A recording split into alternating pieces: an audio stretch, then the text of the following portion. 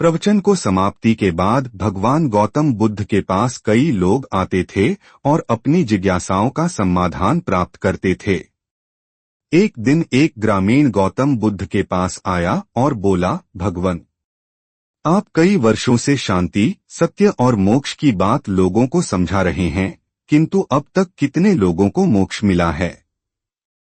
बुद्ध ने कहा, तुम कल आना, तब मैं तुम्हारी बात का उत्तर दूंगा, किंतु आने से पहले एक काम करना, पूरे गांव का चक्कर लगाते हुए सभी लोगों से पूछकर आना कि कौन कौन शांति चाहते हैं और कौन कौन सत्य एवं मोक्ष। अगले दिन उस ग्रामीण ने घंटों गांव का चक्कर लगाया, किंतु उसे एक भी व्यक्ति ऐसा नहीं मिला जो शांति, सत्य और मोक्ष चाहता हो। कोई धन चाहता था तो कोई यश, किसी को संतान चाहिए थी तो किसी को दीर्घायु। ग्रामीण बुद्ध के पास आकर बोला, यह विचित्र गांव है भगवान। कोई कुछ चाहता तो कोई कुछ, लेकिन शांति, सत्य और मोक्ष चाहने वाला कोई नहीं है। तब बुद्ध ने उत्तर दिया, इसमें विचित्र कुछ नहीं है। हम में से प्राय सभी सुख चाहते हैं, शांति नहीं। सुख प्राप्ति के लिए वे शांति के विपरीत मार्ग पर चलते हैं, इसलिए वे सुख और शांति का मार्ग नहीं पा सकते। सार यह है कि व्यक्ति सुख की खोज भौतिकता में करता है, जो निरंतर लिप्सा को बढ़ाती है, और लिप्सा कभी शांति नहीं आने देती। शांति का मार्ग संतोष और सीमित चाह में निहित होता है, तथा शांति ही सही मायनों में सुख का वाहक है, क्योंकि सुख शरीर से बढ़कर आत्मा का विषय है। गौतम बुद्ध सत्य, अहिंसा और सहिष्णुता की प्रतिमूर्ति थे। इन्हीं सद्गुणों का उपदेश वे घूम घूम कर देते और लोगों से इन्हें अपनाने का आग्रह करते। एक दिन वे किसी गांव में पहुंचे। वहां कुछ ऐसे अज्ञानी लोग थे जो बुद्ध के विरोधी थे। वे बुद्ध को अपशब्द कहने लगे। यह देखकर बुद्ध के शिष्यों को बहुत बुरा लगा। उन्होंने बुद्ध से इसका विरोध करने का आग्रह किया तो बुद्ध ने उन्हें समझाया कि ये लोग तो अपशब्द ही कह रहे हैं। यदि ये पत्थर भी मार रहे होते तो भी मैं कहता कि मारने दो। मैं जानता हूं कि ये कुछ कहना चाहते हैं, लेकिन क्रोध के कारण कह नहीं पा रहे। 10 साल पूर्व यदि ये ही लोग मुझे गाली देते तो मैं भी इन्हें गाली देता, किंतु अब तो लेन देन से मुक्ति मिल गई है। क्रोध से अपशब्द निकलते हैं। यहां तो क्रोध भवन कब का ढह चुका है। बुद्ध के विचार सुनकर अपशब्द कहने वाले हैरान रह गए। बुद्ध ने आगे अपने शिष्यों से कहा, इन लोगों को बताओ कि पिछले गांव में क्या हुआ था। शिष्यों ने बताया, वहां के लोग फल व मिठाइयां लेकर आए थे और आपने यह कहकर वे चीजें लौटा दी कि अब लेने वाला विदा हो चुका है।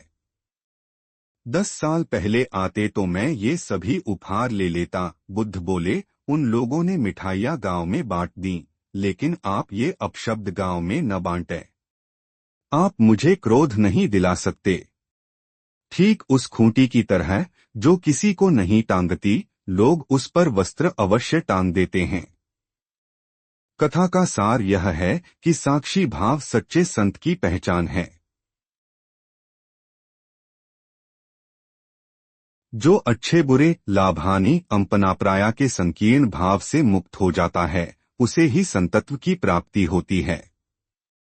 गौबुद्ध के जीवन की एक घटना है।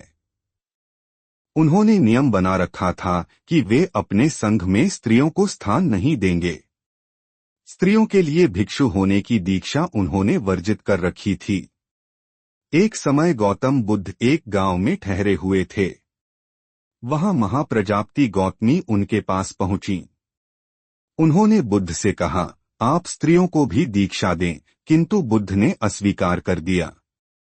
अनेक स्त्रियां इकट्ठी हुईं और उन्होंने विचार किया कि कैसे गौतम बुद्ध से स्वीकृति प्राप्त की जाए। स्त्रियों ने निर्णय लिया कि स्वयं सेविकाएं बनकर गौतम बुद्ध के समक्ष पहुंचा जाए।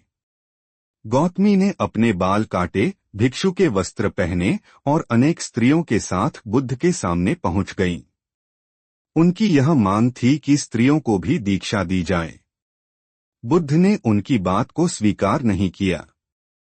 स्त्रियां निराश हुई।